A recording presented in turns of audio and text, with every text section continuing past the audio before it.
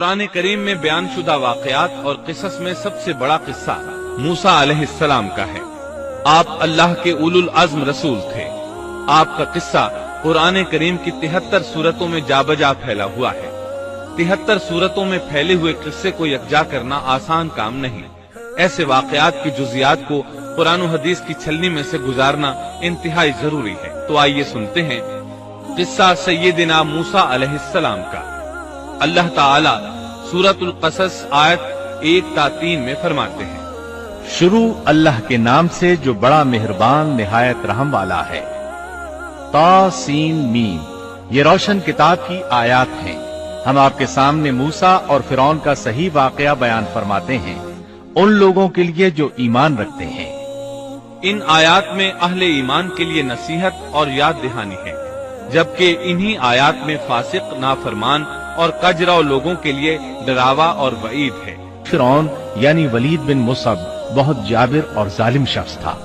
ظلم و جبر کی ان آخری حدوں کو پہنچ گیا تھا جن تک شاید انسانوں میں سے کوئی بھی نہ پہنچا ہوگا، یہاں تک کہ اس نے رب ہونے کا دعویٰ کر دیا۔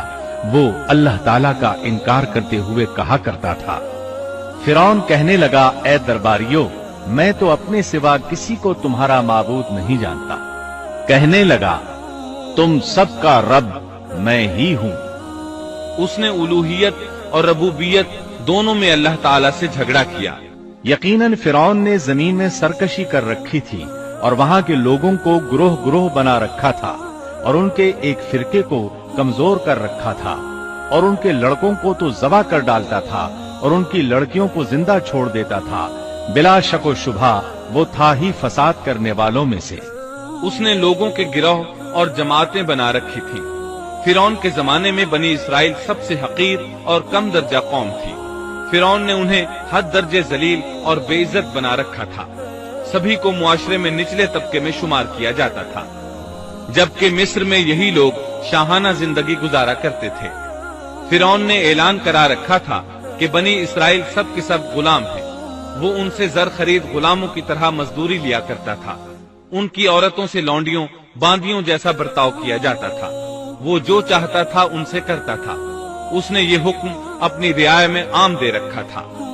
مصر کے باشندے اعلیٰ درجے کے لوگ سمجھے جاتے تھے، وہ قبطی کہلاتے تھے۔ فرعون نے بنی اسرائیل کو غلام اور محکوم بنا رکھا تھا اور اس نے ان میں سے ایک فرقے کو کمزور کر رکھا تھا۔ بنی اسرائیل اس ذلت سے نجات پانے کا انتظار کر رہے تھے، اور اس کی وجہ یہ تھی کہ انہیں ایک بشارت ملی ہوئی تھی۔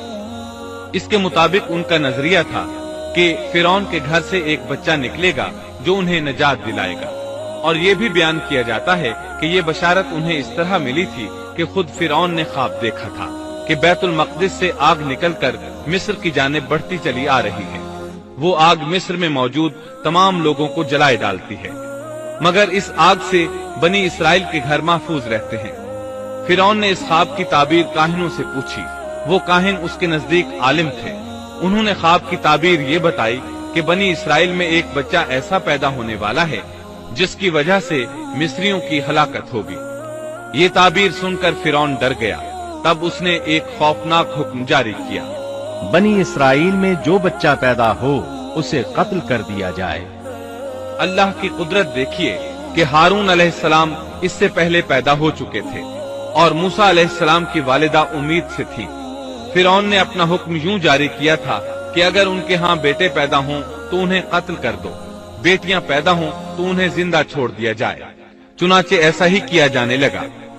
ہر نو مولود بچے کو قتل کیا جانے لگا، بچیوں کو چھوڑ دیا جاتا۔ یہ تھا بچوں کو ذبح کرنے کا حکم جو بنی اسرائیل میں شروع ہوا۔ اس کا طریقہ انہوں نے یہ اختیار کیا کہ ہر حاملہ خاتون کی نگرانی شروع کر دی۔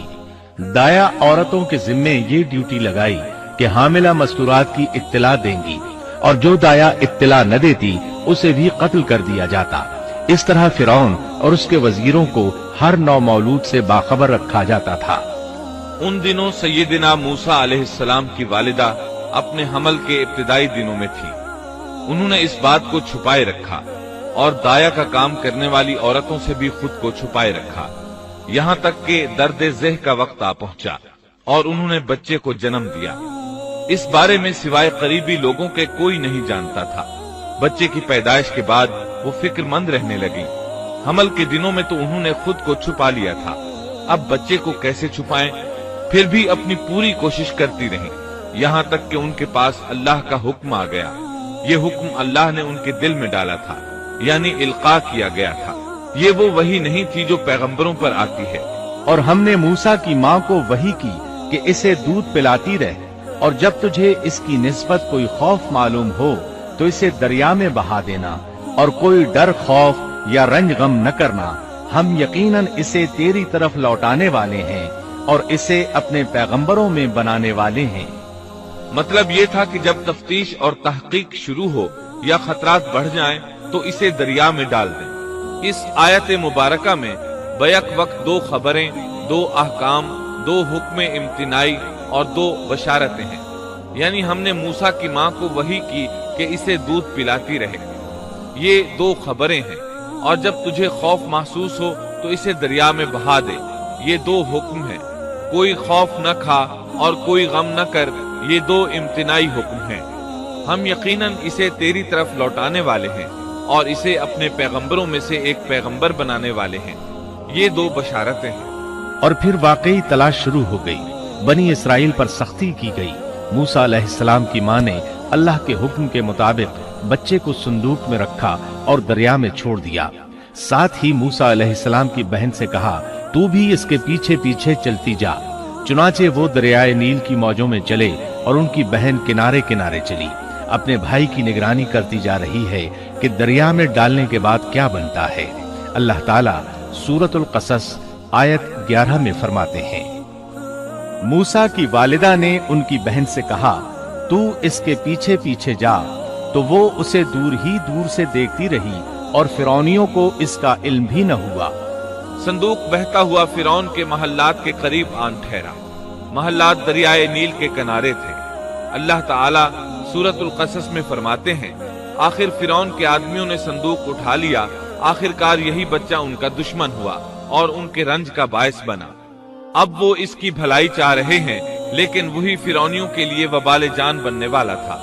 अल्लाह सूरतुल कसस आयत 8 में फरमाते हैं, कुछ शक नहीं कि फिरौन और हामान और उनके लश्कर थे ही खताकार। फिरौन की बीवी ने फौरन पहचान लिया कि ये बच्चा बनी इसराइल में से है। चुनाचे उसने कहा, और फिरौन की बीवी ने कहा, ये तो मेरी और तेरी आंखों की ठंडक है, इसे कत्ल न करो।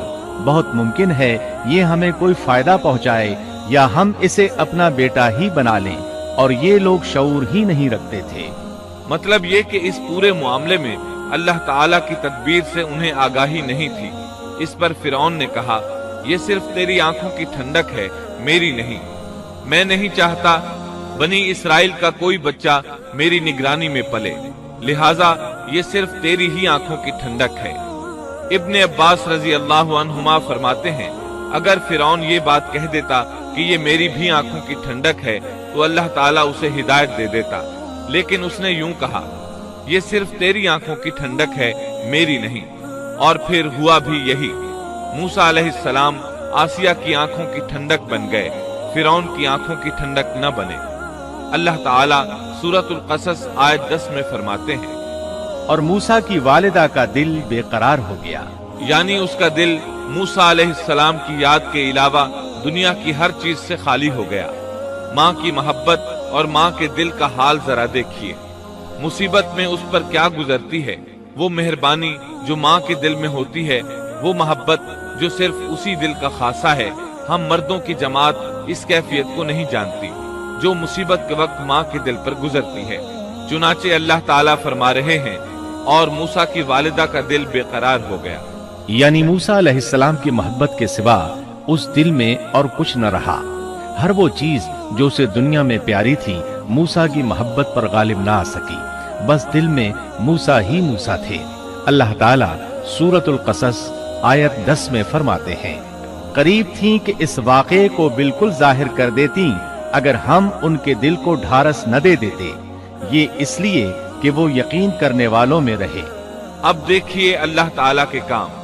उनके नूरे चश्म को किस तरह उनकी तरफ वापस लौटाया। बच्चा जब महल में पहुंचा तो उसने दूध के लिए रोना शुरू कर दिया। اس کے پاس دودھ پلانے والیاں لائی گئیں، لیکن بچے نے کسی عورت کا دودھ نہ پیا۔ آخر وہ بچے کو اٹھا کر باہر لائے۔ اللہ آیت 12 میں فرماتے ہیں، اور ان کے پہنچنے سے پہلے ہم نے موسیٰ پر دائیوں کا دودھ حرام کر دیا تھا۔ جو عورت بھی آپ کو دودھ پلانے کی کوشش کرتی ناکام ہو جاتی۔ اب ظاہر ہے یہ رکاوٹ تو اللہ تعالیٰ کی طرف سے تھی، کوئی دودھ پلانے میں کامیاب ہو بھی کیسے سکتی تھی۔ ادھر موسیٰ علیہ السلام کی بہن دور کھڑی یہ سب دیکھ رہی تھی۔ سورۃ القصص آیت 12 میں ہے، یہ کہنے لگیں، کیا میں تمہیں ایسا گھرانہ نہ بتاؤں جو اس بچے کی تمہارے لیے پرورش کرے اور ہوں بھی وہ اس بچے کے خیر خواہ۔ انہوں نے پوچھا، اے بچی تو کیسے جانتی ہے کہ وہ اس بچے کی خیر خواہی کریں گی؟ بچی نے جواب دیا، اس لیے کہ وہ ایک غریب گھرانہ ہے۔ جب انہیں معلوم ہوگا کہ یہ بچہ فرعون کے گھر سے آیا ہے تو انہیں انعام و اکرام ملنے کی امید رہے گی۔ اس گھر میں ایک نیک سیرت خاتون ہے، وہ اس بچے کو بخوشی دودھ پلانا قبول کرے گی۔ انہوں نے کہا، چلو ٹھیک ہے۔ چنانچہ آپ کی بہن انہیں گھر لے آئی۔ والدہ محترمہ نے بچے کو دودھ پلایا تو آپ نے فوراً دودھ پینا شروع کر دیا۔ سیدہ آسیہ نے ان کی طرف پیغام بھیجا کہ وہ محل میں آ جائے اور جب تک بچہ دودھ پیتا رہے وہ اس کے پاس محل ہی میں رہے، لیکن موسیٰ علیہ السلام کی ماں نے انکار کر دیا۔ انہوں نے کہا، میرے اہل و عیال ہیں، میرے خاوند بھی ہیں، لہٰذا ان کے ہوتے ہوئے میں گھر نہیں چھوڑ سکتی۔ اب چونکہ بچے نے کسی اور کا دودھ پینا قبول نہیں کیا تھا، اس لیے وہ خود بچے کو لے کر آتے تھے۔ اس طرح موسیٰ علیہ السلام کی والدہ کا بے حد احترام ہونے لگا۔ فرعون کے ہر کارے تحفے تحائف ان کے گھر لانے لگے۔ اللہ تعالیٰ آیت 13 میں فرماتے ہیں، پس ہم نے اسے اس کی ماں کی طرف واپس پہنچایا تاکہ اس کی آنکھیں ٹھنڈی رہیں اور آزردہ خاطر نہ ہو، اور جان لے کہ اللہ کا وعدہ سچا ہے، لیکن اکثر لوگ نہیں جانتے۔ اس طرح موسیٰ علیہ السلام شاہی محل میں پلنے بڑھنے لگے، یہاں تک کہ 18 سال کے خوبرو نوجوان ہو گئے۔ اللہ تعالیٰ آیت 14 میں فرماتے ہیں، اور جب موسیٰ اپنی جوانی کو پہنچ گئے اور پورے توانا ہو گئے تو ہم نے انہیں علم و حکمت عطا فرمایا۔ نیکی کرنے والوں کو ہم اسی طرح بدلہ دیا کرتے ہیں۔